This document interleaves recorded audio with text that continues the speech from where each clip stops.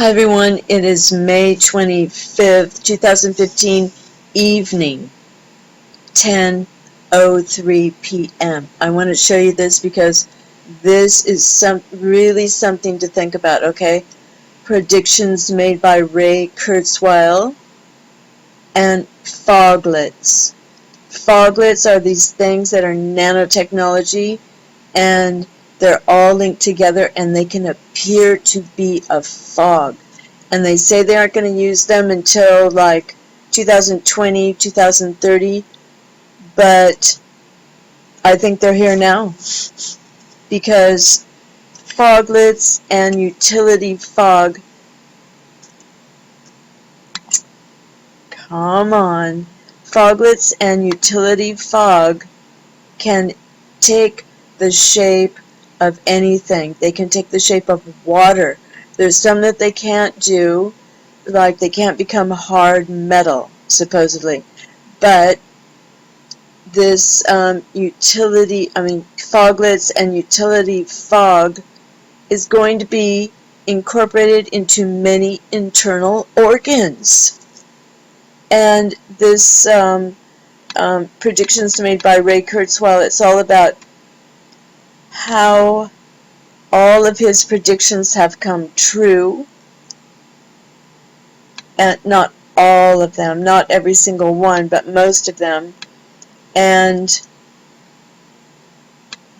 a lot of people believe, since so many of, okay, here it is, Ray Kurzweil's response. According to Ray, 89 out of 108 predictions he has made were entirely correct by the end of 2009. So, the age of intelligent machines, this also means miniature blood cell sized machines.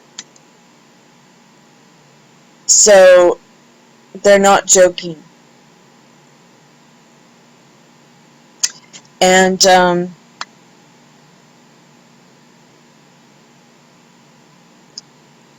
so here are all his predictions. PCs are capable of answering queries by accessing information wirelessly via the internet. Okay, so it just goes on and on. But what I want to show you is this down here. Okay, just remember foglets and utility fog and AI uploading the phantom self into this utility fog that is going to surround people. And you know, when people say, okay, one good reason why there are no such thing as chemtrails is because our overlords wouldn't want to breathe it either. But if it's chemtrails, if chemtrails are utility fog and the foglets, they want to be breathing this. And let me show you what this person says about it.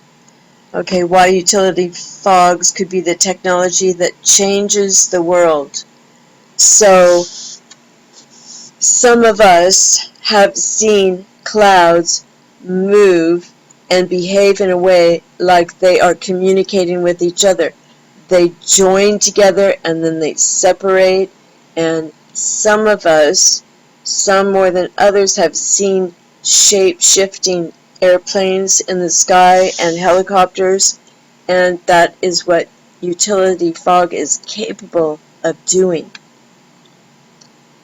Remember, they're miniaturized. Utility fog swarms of networked microscopic robots that could assume the shape and texture of virtually anything. So, if this is only 10 years off in the future, they say, or 20 years off in the future, they say, well, we know that they're 100 years ahead of us, right? So they could have it now, and these microscopic robots could be assuming the shape and texture of airplanes, birds, helicopters, water, whatever. Okay, so this is the guy who wrote about utility fog, and he wants to be part of it. He believes that utility fogs will irrevocably alter our physical landscape and quite possibly our bodies as well. Okay, now, come down here. Alright, so he imagined this, and they all communicate with each other. And here are the foglets.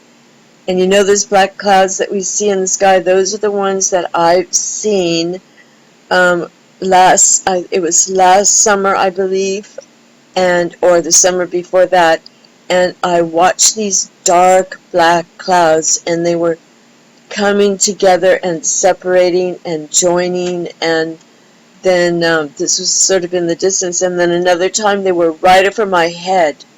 Two small blackish dark gray clouds, and they were just hovering there, and they would join together and make one cloud, and then they would separate and make two clouds, and then they would join again, and they didn't even move.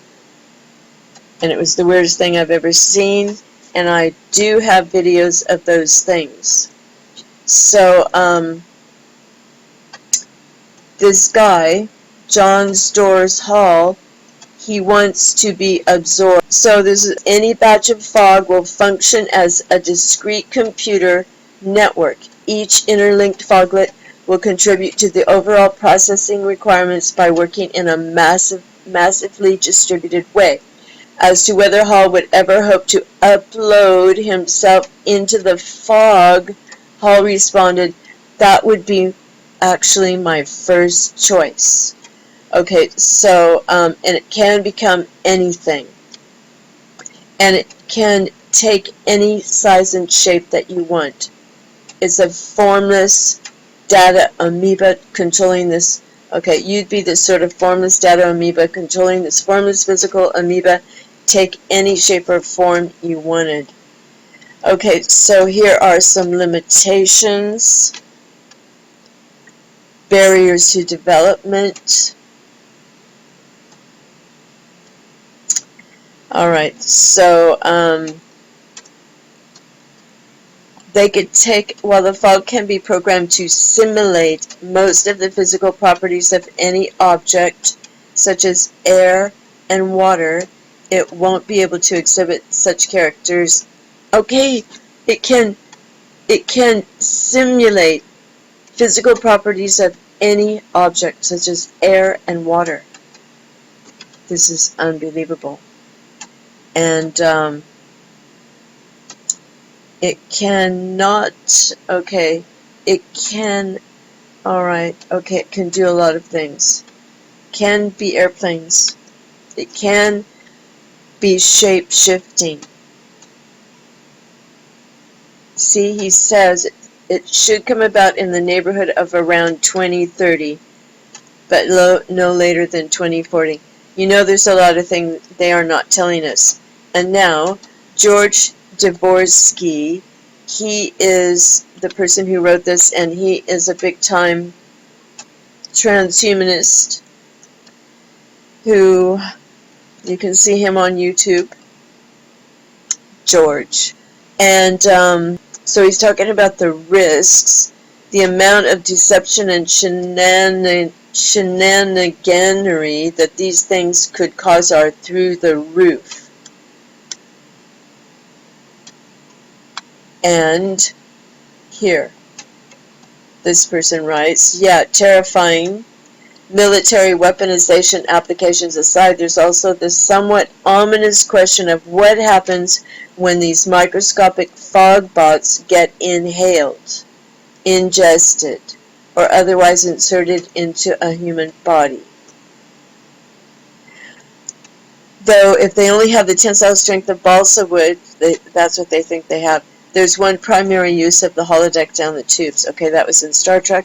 Considering some of the current health concerns over carbon nanotubes and their similarity to asbestos, I'd want to see some pretty rigorous testing before we even consider releasing these suckers into an environment with living human beings.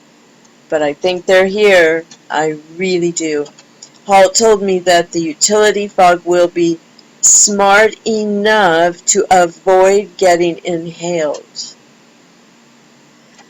This is, how? Utility fog smart enough to avoid getting inhaled. What do? They run in the opposite direction. Do you realize what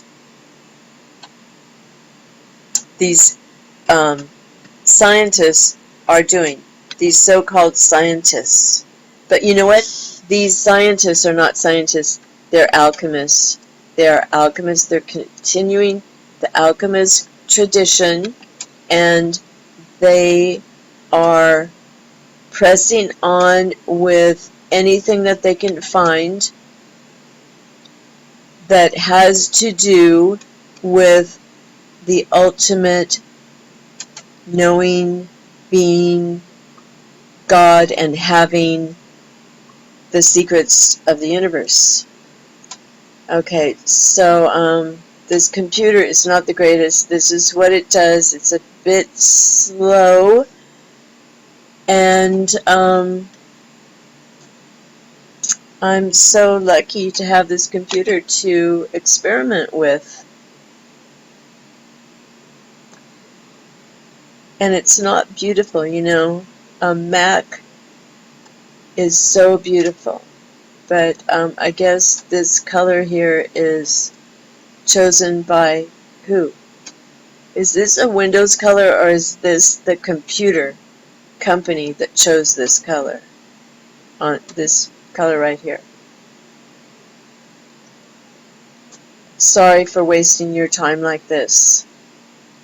So this is how it will be when people have their brains uploaded to this utility fog, or they're absorbed, their being is absorbed into the utility fog. There's going to be all these glitches and everything, and